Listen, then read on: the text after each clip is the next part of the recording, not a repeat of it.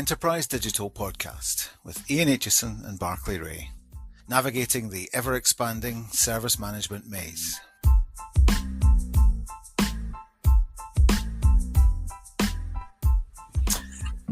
Hello once again. It's the Enterprise Digital Podcast, and I should really be starting this one once upon a time in a IT industry far away. We're going to be making up some stories today, and we're going to be confronting a whole area of the world that we probably haven't got into that much before, but it's really interesting and it's really useful and valuable.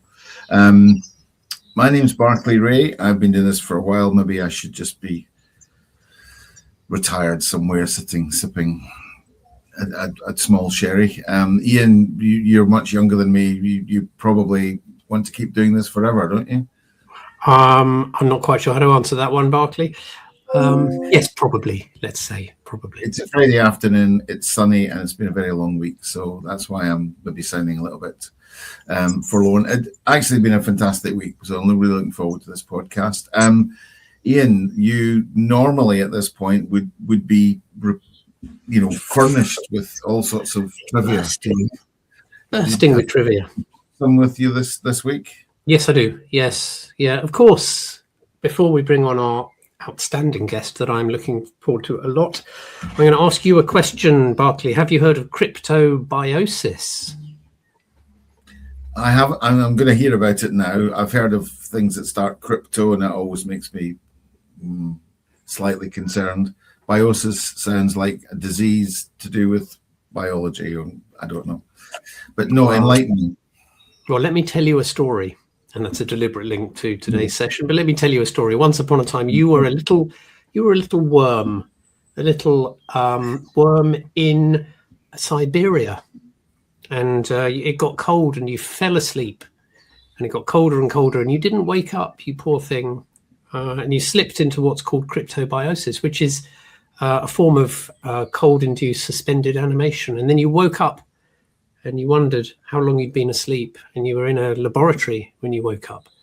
And the scientists that had woken you said, "Congratulations, you've been asleep for 46,000 years." And that's true. They've recently have revived a previously extinct species of worm, Pagrolamus collimaiensis, or something like that, who was frozen for 46,000 years, is now, or was alive, I don't know if it's still alive, and proceeded to have 100 generations of baby worms. Not 100 worms, 100 generations. Now that to me sounds like the intro to a horror movie where they recover the thing. How was it woken up? Was it woken? Was it a handsome alarm clock? I don't know. I mean, yeah, I don't know. Some say that I've been in cryptobiosis for a while now, and I've just woken up, and we're talking absolute nonsense. Let's move on and talk some sense, shall we? Yes. Get the more important matters. Who's our guest this week?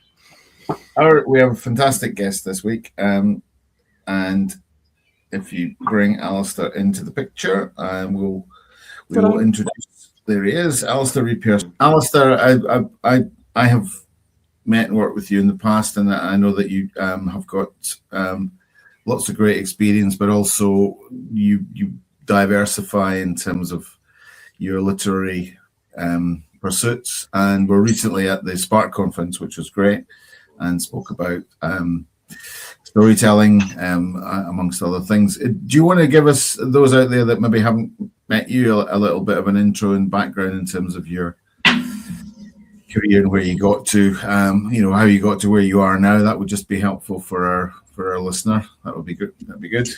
Yeah, no problem. So I'll give the kind of LinkedIn lowdown, and then the less formal kind of non-LinkedIn version also. That's all. Yeah. So I'm Chief Digital Information Officer within the NHS at a mental health trust in Manchester called Greater Manchester Mental Health. So a board director position. I get to kind of write lots of papers that nobody reads and kind of instill a lot of strategy and that kind of thing in my job.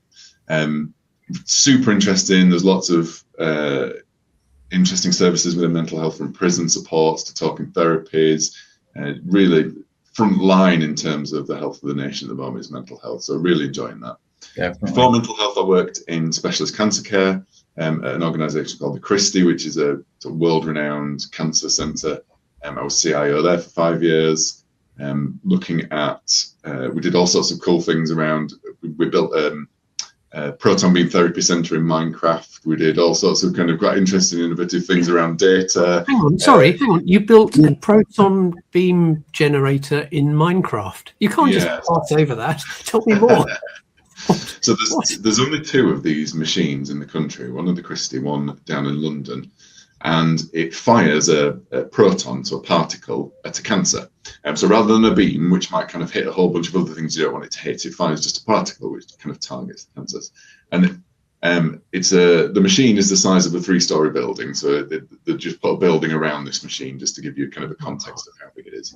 And it's particularly useful for children because they've got a lot of developing tissue, and therefore it's kind of a good treatment for kids. But it's hospital, so a really kind of stark, clean environment, very different from what they might be used to, and they have to have this treatment for several weeks, every day. So to desensitize them to this, we worked with Microsoft to build the Proton Beam Therapy Centre, and parts of it anyway, in Minecraft, so that the kids could interact with the environment before they came into the Proton Beam Therapy Centre. Fantastic. In a world that they understand, and so things like that. It's very interesting place to work. Good for you. And then before that, I worked in higher education, which is where I kind of first met Barclay, and I kind of grew up in the IT service management world. So I'm definitely ITSM at the core. Grew up on that kind of customer facing side of digital tech. I was in HE for like 16 years. That's where I really cut my teeth. And outside of that, as kind of Barclay alluded to, I'm an author, so I've written a book. It's called Bit Bob Artificial Earth, and it's we'll probably get into this in a bit more detail, but I kind of went from not having any kind of thoughts about writing to writing an entire book in 18 months, and the kind of journey that took me on. And that's been super interesting.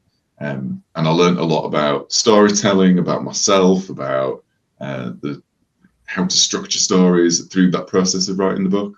And that was kind of where the Spark presentation came in. So yeah, a bit about me. I should say as well that part of that was around the Spark talk was around neurodiversity and autism as well. So I'm autistic, and I'm kind of quite open about that because I think it's really important to be, I'm what's called kind of high intellect autism. So that kind of lends into why I've done things like write a book and all that kind of stuff. So yeah, that's me in hopefully less than 2 minutes. I don't know what that was. But brilliant stuff. I mean, I knew you at the Christie as well. I didn't know about the Minecraft stuff, so that was really illuminating and a fantastic use of technology, and just in terms of practical delivery and capability. Okay, well, thank you for joining. We're going to explore a few of the themes there, particularly around storytelling, but also a little bit into some of the aspects of mental health, I think, and what you're doing at the moment, and some of the correlations that we might have in the IT service management industry. So thank you for joining and welcome. We'll take a quick pause for a glass of, I need a glass of sherry and a tea cake just to prepare myself.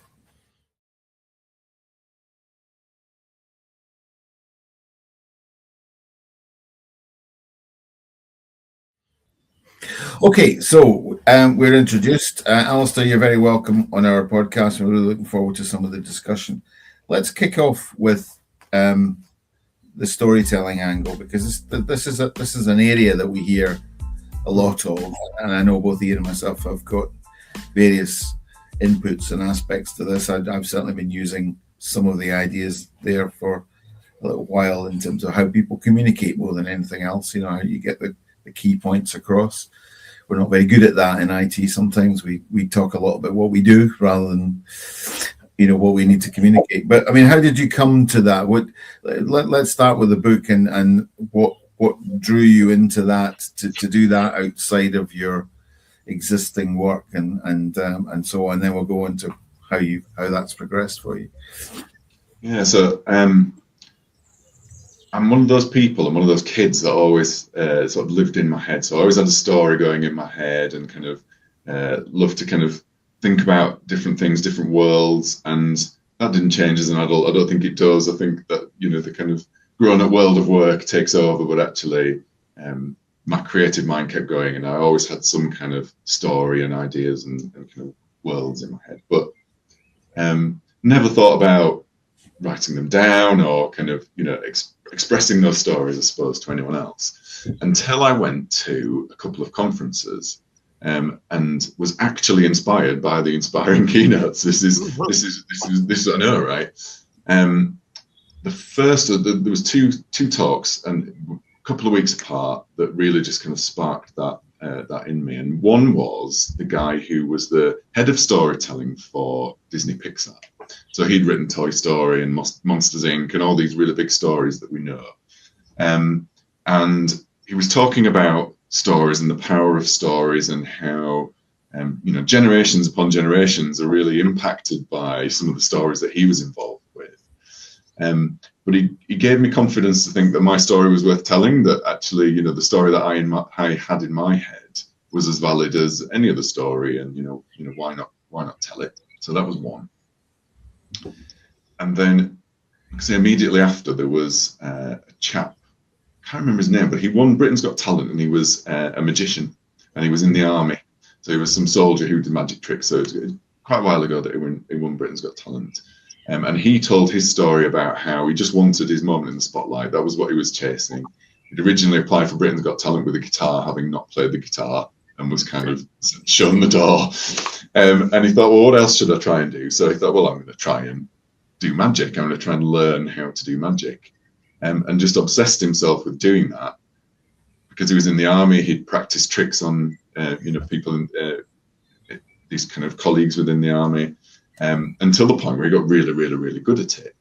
And he was basically saying, if your dream's not big enough, if people aren't sort of laughing a little bit when you tell them what it is that you want to do and how big it is, then it's, you know, you're not doing it right. And I thought, yeah, you know what, I kind of really need to tell this story. It was so important to me that even if I tell it to one person and, you know, that's all that happens with this, so be it. And that evening, went back to the hotel room and just started writing. So this was a story you'd had in your head for a long time. This is like you'd been living the narrative and, you know, a film in your head for a long period of time, and you thought, I'm going to turn this into words. I'm just going to take the leap. I see these things as films in my head. I see key points in my head. Yeah. And I had key moments within the story, but not necessarily how the characters got between those key moments. So they were almost kind of points in time in the story. And when I first started writing, it was rubbish, obviously, because I was no good at writing. So the thing, you know, what I was writing down wasn't kind of what would be considered good writing. But I kept going, and because of how my brain is wired, I got totally obsessed with it and kind of really learnt how stories are structured and how to come across in writing, and learned a lot about writing and storytelling, etc., etc.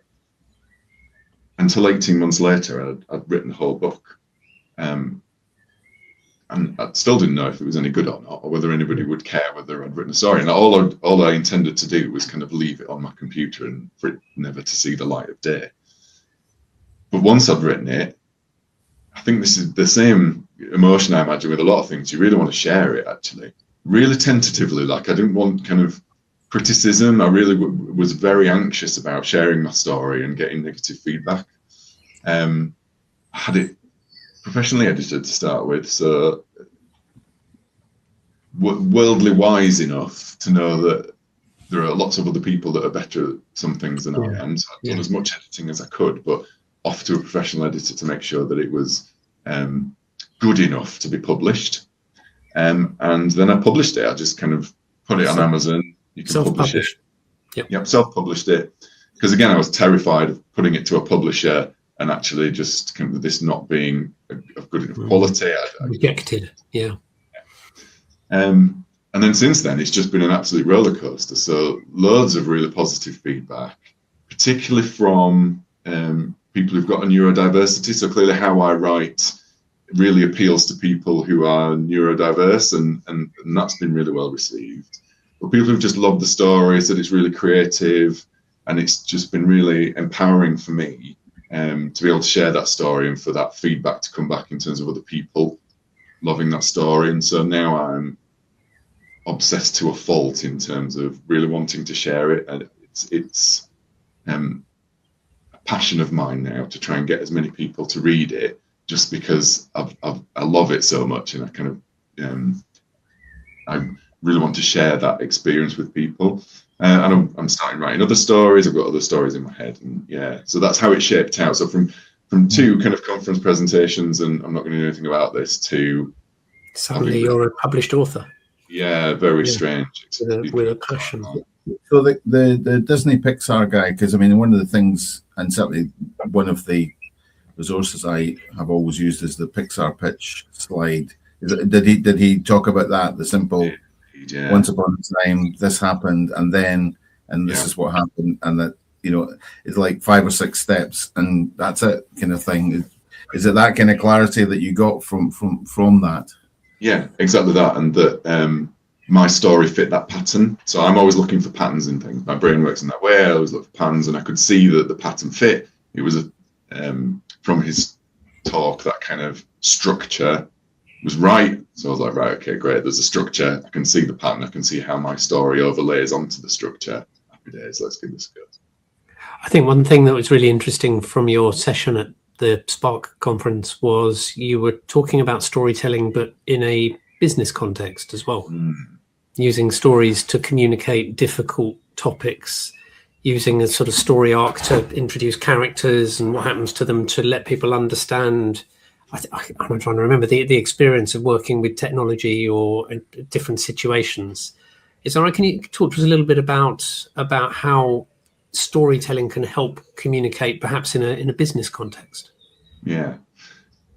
What I noticed was that same pattern was applicable in the business world. So obviously, I've kind of got quite a senior career, and you end up telling stories all the time. That's part of the day job, an important part of bringing people on board and getting engagement. And I hadn't realised that I was doing it quite intentionally, and that there was a lot of obvious structure to those stories. And I fine-tuned that, or kind of it made more structural sense once I'd written the book and I could understand how storytelling was structured. So that's what I was trying to convey at Spark, was that framework that you could use in the business context. And it's important because, and this is very true in an ITSM world, we're surrounded by information, data. You know, like Barclay said, we talk a lot about what we do, but not necessarily about why we're doing it. So there's the context is often completely lost, because you see the graphs, you see the volumetrics, you say we've done 2,000 calls this month, or we've done X number of whatever, and the so what is missing. And actually the so what is where the emotional element comes into it. There's almost like an entire component missing unless you layer over the story, unless you layer over so what. So that's what I was talking to at the Spark conference, was bringing that so what into the picture to really shine the light on what you're doing and why. Yeah, because that overlaps a bit maybe into experience management, digital experience management, because that is also recognizing it's not about the things you do, it's about the effect of the things you do on the people that are trying to live their lives, that are trying to get on with their jobs. So that sort of storytelling approach helps us think about somebody in their work unable to do what they need to do, and they've got an important meeting and they're blocked and it's frustrating, and they had a hard day at home last night and they've got to go back at the end of the day, but they're going to be late because the technology has stopped them preparing the presentation for the meeting and all of that. And you realize, so what we're doing is we're making that person's life better so they can go home at the end of the day and have a lovely dinner with their family, and they're relaxed and they sleep well that night because the technology worked for them and they were successful. That's sort of exactly that. I mean, and if it's not for that, like, why are we doing it? So few of us work in a kind of a pure IT environment. You know, we think of ourselves as working in IT, and we don't. So I don't work in IT. I work in healthcare. I work in specialist mental health care. That's and I happen to do IT within that context. So I will say that to my guys quite a lot. Like, I don't work in IT, you don't work in IT, none of us do. We work in mental health, and you've got to understand that context within which you do your work to really be able to do it well, I think. So every one of those phone calls, those tickets, those chats has that contextual value to it that we don't get if we just live in our IT heads. And there's also the thing that sometimes topics are really complicated and hard to understand, but a story can make it easier for people to understand. Yeah. So lots of dashboards and data and charts can be almost, mental overload. Sometimes a story is a much better way to explain something. Correct. And I think the charts are there to tell a story. So why is it we're looking at those charts? What's changed, and therefore what's it drawing out in terms of a story? So what stories will do will add the context and the emotion onto something, and the importance of doing something. And we should reinforce those stats and those dashboards and that data with the stories, because otherwise what the story is the chart itself, and there's something kind of innately wrong in just focusing on the chart and the numbers and the volume rather than what's behind that. So what's behind it? What's behind it?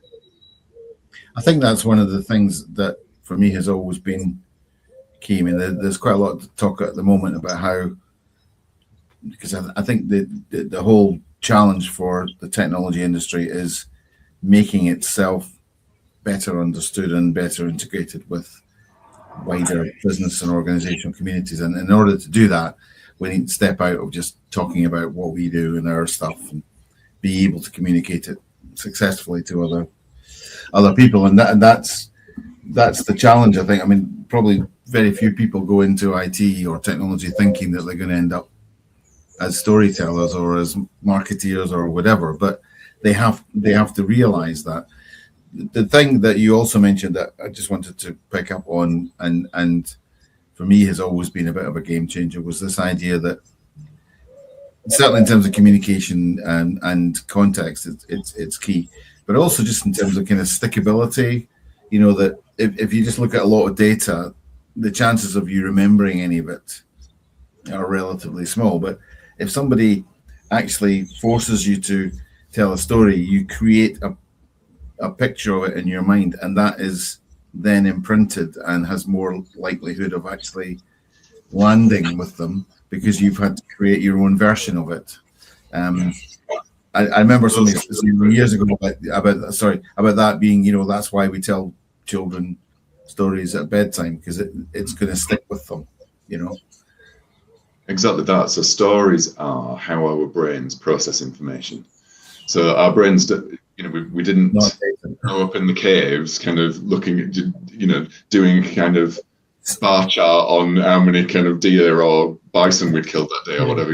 We tell each other stories, and it was the way of passing on information to generations before we had the written word. The only way to communicate was through storytelling. So it's so ingrained in our brain in terms of a pattern of receiving information. And that's why it's so powerful, and that's why we remember it, because it's easier for our brains to record it in a story than it is in any other format. And anybody who's listening or watching that is in a leadership position, that's how you get people to really be emotionally involved in the work that they do. So so in my context, if the guys on my service desk really understand the people on that kind of front line who are dealing with serious mental illness, or somebody who, is waiting for their ADHD assessment and they're struggling at school, and actually the tech isn't working, and it's all those kind of knock-on effects and the true impact of the work that they do. And if the only impact is you did that ticket and therefore the stats look a bit better this month, that doesn't really kind of ingrain that sense of importance and realization of the actual impact of it. And to your point, Barclay, I think it's really important for us as leaders when we're trying to say sell or market or whatever, the importance of digital and tech to that transformation aspect in something that's quite a new profession, really. I mean, finance, HR, all those things have been around for years and years and years. In the grand scheme of things, tech is pretty new, and people just don't get the transformation impact. And if you keep it in that technology sphere, in that kind of shiny boxes and wires or widgets and whatever else, that's the box that people will leave it in. And until you kind of flip it and talk about transformation and the true power that digital can have in terms of transformation and the stories that you can tell around that, that's when people start to get it. Oh, I can really make a difference to my patients, my customers, my whatever it is that you can work it towards students. That's when we can really sell the impact. I think maybe a thought of caution where I've seen stories not always work. I think people often get it in the business context, and it's it's quite exciting to do it that way. And I've been on sort of training sessions with groups of people in the workplace where we've been encouraged on how to communicate in this way, and everybody comes out and they're all fired up, and it's all going to be stories from now on, and they're all preparing their internal briefings in a story format. Yeah. And they go into the monthly exec briefing and they pull out their story deck, right? And they say, well, I want to tell you the story. That's a great story I'm going to tell you. And the CEO says, no, I'm not interested in the story. Just show me the numbers. No. And you fall dead. So I think you have to either know your audience or know the space or lay the groundwork or something to make sure they're receptive to a story. Because perhaps sometimes if they're not expecting it, it won't work. Correct. And if you're kind of doing this cold, so that goes into the, flexing your leadership muscles and telling those stories in the corridor or building those stories out rather than necessarily completely flipping the context of the organization and how you're presenting those things. So I'm definitely not advocating for, getting rid of the data and the charts and the kind of, the things that we actually need in the ITSM world, for example, to make things tick over. Those are absolutely needed. And we shouldn't be chucking in those in the bin and replacing it with a story. But what we should be doing is using storytelling to enforce the message and to get people to remember it. So back to what we were talking about that, how our brains receive that information is through stories.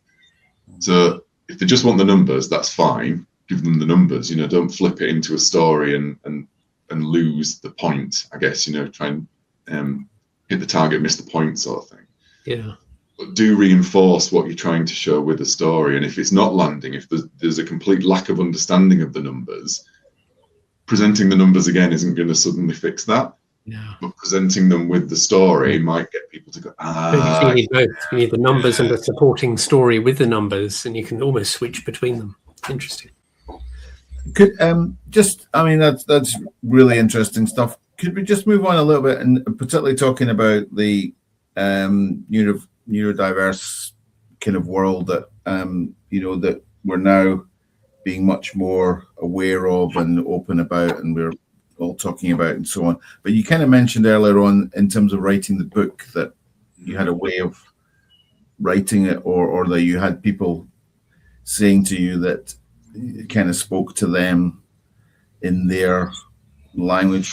I'd be interested just to explore that a little bit more in terms of how you, because I hadn't really thought of that before as in terms of how I would read a book or how I would pick up on a message. Are there certain things that you think that would be landed better with different types of neurological states or not? Is that getting too difficult to drill down? I guess the kind of the disclaimer is I'm not a psychologist, so I can definitely talk about my sort of lived experience and how I, how I think, how I react to things. But there's lots of different experiences from people with different neurodiversity, and the best thing to do is to ask people how they like to receive information and how they communicate, because if they know and they're aware of their kind of diversity, they will be able to kind of play that back to you. I have autism, which means I kind of receive communication and the world inputs are always on. So basically everything kind of comes in at once. So you will find me kind of struggling with very loud environments, very kind of bright, noisy environments. IKEA on a bank holiday Monday, won't be going there. It's just massive overload. Everybody struggles with IKEA. Yeah, everybody hates it, don't they? But so yeah, you kind of struggle with a bit of an overload sometimes, but also communication. So you have to kind of, autistic people don't necessarily always know how to communicate with people, and will struggle to communicate, particularly in a cold situation. I really hate just walking around a conference environment and speaking to suppliers because I can't rehearse that conversation. It's not something I'm in control of. I find it kind of quite anxious. But it does mean that if I've got a way of rehearsing it and getting it over to somebody in, let's say, a story, for example, and that's something I can build, and I can build that out, and I can tell something that's quite powerful because I can do it in a way that maybe somebody with a brain that's not wired up like mine couldn't do. So that, I think that's quite interesting. It's a very useful tool for people who struggle with communication to be able to communicate. Because I'm autistic as well, I can deep dive into things. So if you want somebody who will just get obsessed with something and go to something to a great amount of detail and do it right, employ an autistic person.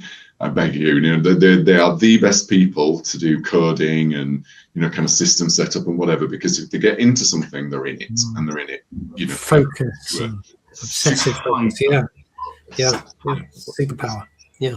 And I called it a superpower in the talk, and I genuinely think like I would be upset if I woke up tomorrow and, I was no longer autistic. I do think of it as an absolute superpower, because whilst there are some things in the world that I struggle with, like environment and, the things that I need to make sure I kind of adjust for me, there are other things that I know I can do that other people might struggle to do. So the kind of deep dive focus is one of those. So maybe just because of the way I communicate, I've written the book in a way that, kind of communicates well to other people who are neurodiverse. I don't know. I just have noticed that, particularly young adolescent males who are autistic, that would make sense given I'm, male and autistic, have kind of received it particularly well and absolutely got absorbed in it the same way I did. So yeah, that neurodiversity angle is interesting, and I don't think the publishing world is necessarily set up to accept that. I'm sure there's plenty of neurodiverse authors, but certainly they're not thinking about it in terms of the audience. And actually, with millions of people here who are wired up this way, why aren't we kind of providing media, or even in the ITSM world, why aren't we providing services or ways to communicate with us, or ways that, to interact or communicate best with this group of people? It's an ever expanding group, not because there's suddenly more people with autism or ADHD. It's just because we're so more aware of it now, that acutely aware of it, that people are like, oh, okay, that's maybe me. I'm going to kind of see if that's me. We have a neighbour and friend who's an author, who's actually quite a successful author, but for children's books, and it just, we were talking about different, whether or not she would move to start writing adult books, if you like, and what the difference would be. And thought, I don't know what the conclusion of that is, but it definitely gets you to think that actually the audience that you're writing to or for is key, and it may be that's a subconscious thing. Yeah. Because I always thought that if you were starting to write something as a novel, say, that you would be thinking of, you wouldn't be thinking about who the audience is. You'd be writing it to write the novel that you want to write. When you're writing in business, you have to think very clearly about who we're writing this for. You write a business case. A business case is a story, isn't it? I mean, this is where we are. We have this problem. We need to do this, and so on. But you were writing it for a particular audience. So it needs to be written in a particular way, so that somebody at the C level will go, yeah, obviously, let's just do that. What sort of things are happening that you would see in that industry that, maybe we might recognize in the technology world, about how you communicate or how people communicate and get things done? Yeah. Of ability and awareness and so on.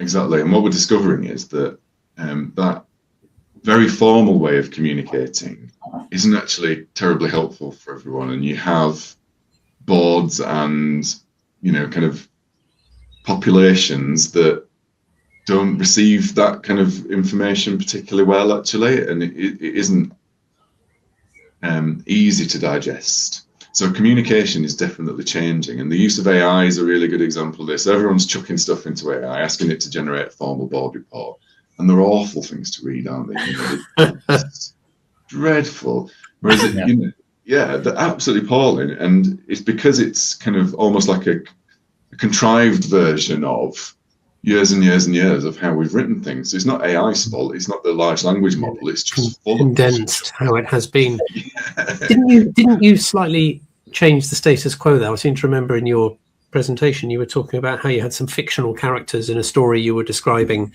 why there needed to be an investment in a particular area, and you had those fictional characters send postcards. I did, yeah. For real, to the people that you'd been explaining this, so they felt like they were real and they were out there and they'd made a difference to them. Do I remember that right? That's right, yeah. So it was a presentation about implementing the NHS 10-year plan and how the organisation that I work for might go about doing that. So I went in a time machine, I went 10 years into the future, and I wrote postcards to the people who were asking me that question to give them a flavour of what it looked like in 10 years' time and kind of how that we might translate that. And then when I came back from my time machine journey, we kind of made a collective action plan for how that might look. So you used the postcards to kind of bring some reality to the picture that you were painting, saying, then here's the postcards from the future. Yeah. So if I'd have just told a story about going into the future and seeing some stuff, then it wouldn't have had the substance it needed from a real world work perspective. It's becoming more acceptable to be a bit more adventurous with how we're communicating and talk about things in those ways.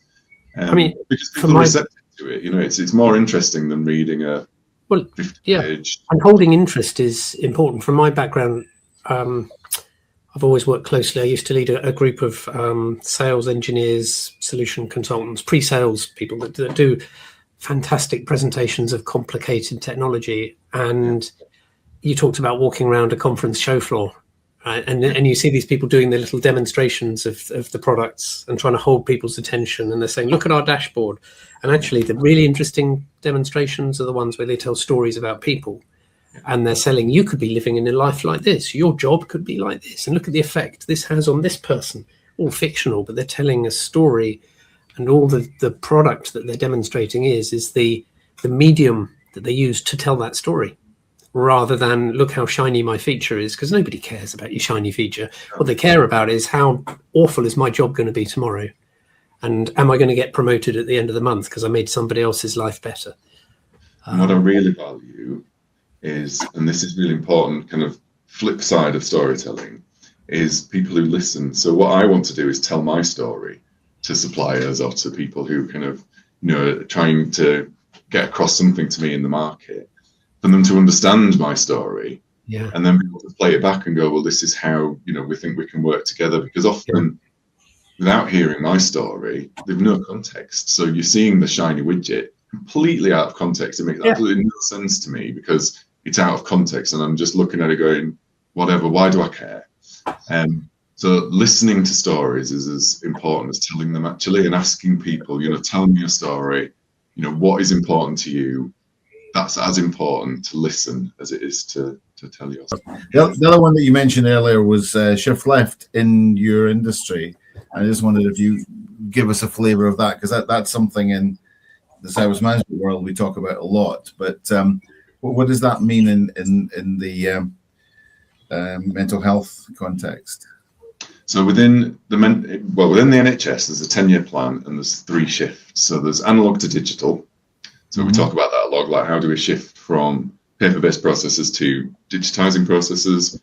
Yeah. And as you gents can imagine, there's a lot of conversations around, well, actually just digitizing something doesn't bring transformation. I can digitize this really crappy process. It's still a crappy process. It's just digitally now. So there's all those sorts of conversations go on. There's hospital to community, and there's sickness to prevention. So hospital to community is that left shift. In fact, you could think of all 3 of them, to be honest, as shifting left. So going from, and in mental health world, we have, I think between the 2 mental health trusts, about 1,000 beds. So people don't necessarily appreciate how, many beds we have for people who are sick with mental health. It's quite serious, basically. But how can we get them out of those beds, or not in the bed in the first place, and shift it left into the community? So how can we put the right services, the right interventions where people live? How can we kind of predict mental health and serious mental health illness in the community and get on top of it first before it shifts into the hospital? Because the hospitals are really expensive. Somebody's already had a trauma or a breakdown or whatever, and actually it's kind of the treatment's going to be far worse for that individual. It means they don't get back into work if you're thinking of it from an economics perspective. There's all sorts of the right reasons why you might do that. But the NHS is built on a model of giving a lot of money to hospitals and then treating people in the hospital. So people going to the hospital, it's not built around spending money in the community and on social services to prevent them getting into hospital in the first place. So mental health is very much right in the middle of that whole shift left, and we're starting to think about the different models of care. So if we're not throwing money at the big acute hospitals, if we throw money at mental health and community and it's not spent in the right way, that's no good either. So what does that model look like, and how do we identify people? How do we do compare data sets to do population health management to understand people's needs, so that we put the right therapies and treatments into those communities? Because one community can have very, very different requirements to another community, yada yada. So that's what shift left means from an NHS perspective. And then from a kind of a digital perspective, as I mentioned, we're looking at the data and getting all the data and getting the data quality right. But then how do you share? My kind of big question that I'm trying to fix is, how do I share that information with police, with the voluntary sector, with social housing, with social workers, with hospitals, with mental health trusts? Because it's so fragmented at the moment. How do we kind of really get to the point where shifting left means that somebody's data is around the individual? It's not around lots of different databases all over the place. I'm not going to answer to that. I'm not kind of saying, and here's the kind of ta-da, but it's really interesting space to be in at the moment. I'm really nerding out about how we fix that. It's fascinating because, I mean, a lot of the challenges there are quite similar to, in terms of, because, I mean, and sometimes now we call it right shifting, and not right as opposed to left, but to the right place, moving things to the best optimum place. But it does mean challenging the model, challenging and thinking more about people and individuals and their situations, what's best for them, but also, that ends up impacting and providing value in terms of the organization, so that people try and do the right thing and maybe throwing at stuff in an organization with an existing structure is never going to always work if the whole focus of it changes, and you have to change the whole structure around it as well. It's not just moving one thing from one place; it's all the stuff around it. And we have the same challenges, I guess. And we're wedded to our services sometimes, aren't we? So ITSM, service management, defining a service, defining SLAs, and how we deliver that service. Yet we're not very good at kind of identifying when that service is no longer needed, or it's not fit for purpose, or actually maybe we should completely challenge how we're thinking about a service and how we're delivering. I think more and more that's happening at the moment.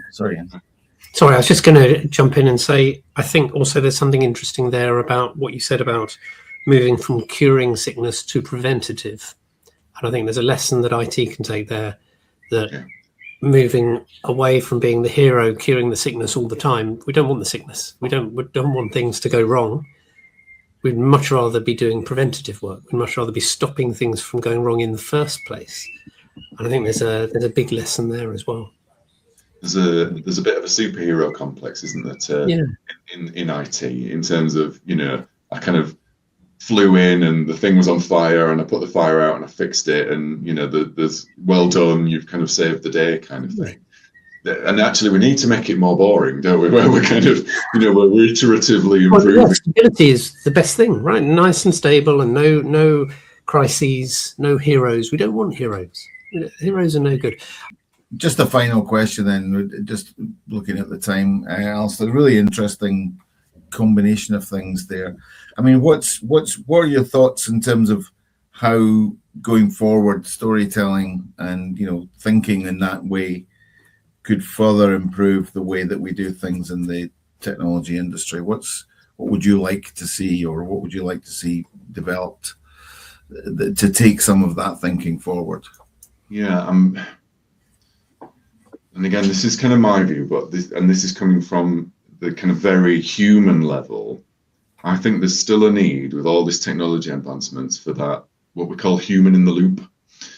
So my kind of not concern, but there's a generative trend at the moment for kind of spitting out a whole bunch of things using various AI tools that will build a story or build a picture or build a whatever. But it's the creativity that you bring as a human and the stories that you tell that will really reinforce that. So no matter kind of what the technology will aid us to do, storytelling is almost that human in the loop element that is left for us to do. And unless we kind of take on that mantle and make sure that we're bringing that very human element into the mix, I think storytelling is going to be so powerful. There's a real need to not only kind of consume the machine, but feed the machine. So what new creative ideas or what new kind of stories are we going to tell, or what new things are we going to think of if our cognitive load is somehow, you know, relieved as a result of AI and automation and all the other technologies? What can we then give back? Because humans will very quickly get bored, I'm sure, and start kind of generating new content, thinking of new things. So it's fundamental, I think, to particularly with the advancements in technology, that we continue to tell stories and that we continue to tell new stories, not just those that are regurgitated by the machine, and keep that human in the loop. Yeah, amen. I think that's I mean, because we are all bored with the same stuff that comes out, aren't we? So I mean, we need to reinvent, and we need to freshen, and we need to give it context. I mean, context is everything in that sense. And I guess that's what we're doing with stories. Exactly.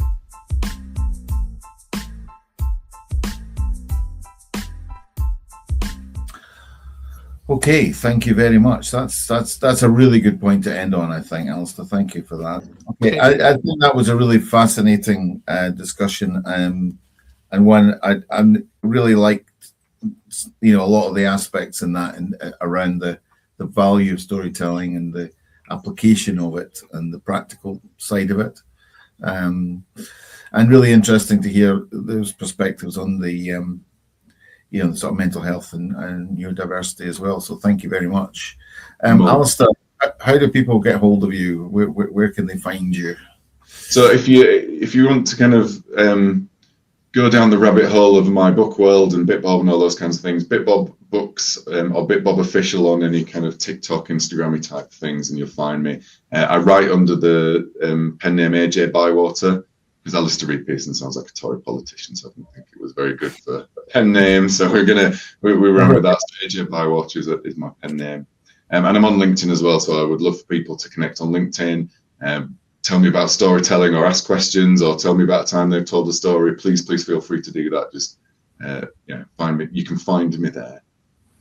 Well, that's excellent. So the book, did you say BitBob or BitBob? Yes, BitBob Artificial Earth. So it's kind of a dystopian sci-fi fantasy crossover that's very fast-paced. So somebody described it as Ready Player One meets Alice in Wonderland. So it's really fast-paced, really kind of a bit crazy and wild and adventurous. And I think we should do the podcast from now on in Minecraft, Ian. Yes. That's amazing. Okay, thank you very much. Can I ask the question this week, Ian? Yes, you go ahead. Break with tradition, Barclay. Go on. To upend things, you ask the question. What authors do you like, Alistair? Who's your favourite sort of, let's say, fiction author? So I was talking about this the other day, actually. So I went to see the Faraway Tree movie with my wife and kids, and I was really worried about going to see it because I thought it would ruin the books for me because they were so important as a child. So what really kind of sparked my imagination and creativity as a child was Enid Blyton, C.S. Lewis. So the Beyond the Lion and the Witch and the Wardrobe, there's all the Prince Caspian and all those kinds of books. They really kind of captured my imagination. And then from there, I went into Tolkien and all those kinds of things. So just because of my experience last week, and kind of, it was a good movie, and thankfully so far away from the reality of the book that I enjoyed the movie on its own as a kind of a standalone. I really got into stories through things like Enid Blyton and C.S. Lewis. So I would park my camp there, I think. And just one other thing then, in terms of business books, I mean, have you read many that you, or any particular author that you think really has understood and adopted the concepts of storytelling successfully? But the book I always recommend, so I did a leadership course the other day, and you had to bring a book in terms of a business book that you would recommend, and mine was Quiet by Susan Cain. So it's a book about introverts and how introverts interact with the world. So it's not storytelling, but it is useful to see perspective and how other people interact with the world and communicate. And it's academic in terms of understanding introversion versus extroverts. But yeah, that would be my recommendation. And it's a short read for anybody who would like to go on that one. Pretty good. Very good. Thank you very much. Okay, well, thank you for joining a really fascinating discussion, and look forward to hearing and seeing more from you in due course. Maybe get you back on in future, see if I'd love to. Any more predictions have come to fruition. We'll see you again. Ian, thank you very much as ever, and we'll speak soon again. We'll see you all on the next edition of the Enterprise Digital Podcast. Thank you. Thank you.